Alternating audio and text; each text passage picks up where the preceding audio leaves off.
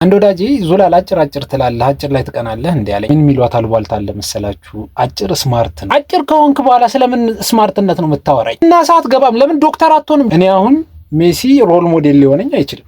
የፈለገ ትሮፊ ቢሰበስብ የፈለገ ዓለም ዋንጫ ምን ብትለው ስቲል በቁመት በልጠዋለሁ። አይ ስኬቱ አይ ቅብጠቱ ነው አይዋጥልኝም የሱ ስኬት። ዜብራ እየተሻገር ነጩን 2 ጊዜ ሲረግጠው አየሁና ምን አለ ፈጣሪ እንደው ለዝግባ ይሰጥ ለባህር ዛፍ የሰጠውን ቁመት ለዚህ ሰውዬ ትንሽ ቢጨመርለት። ሲርመሰመሱ አያቸዋል። አሁን ኮሊደር ልማቱ ላይቲንጉ ደስ ይላል፣ እድገት ነው፣ ለውጥ ነው። ግን የሆነ ጺም ያረገ ህፃን ልጅ ታያለህ። ለውጥ ዝግጁ አይደለም።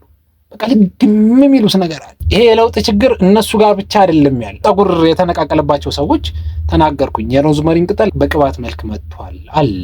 እሱን ተጠቅማችሁ ጸጉራችሁ ማደግ ይችላል፣ መሻሻል ይችላል ብዬ ተናገርኩ። እንዳለው የመላጣ ቁጥር ይሄ ፕሮዳክት በሽሚያ ነበር መወሰድ የነበረበት፣ ግን ሁሉም ችላ ብሎታል። የሞከርነውን ነገር እያቀረብልላችሁ ነው። ስለዚህ ገዝቶ መጠቀሙ ጤናማ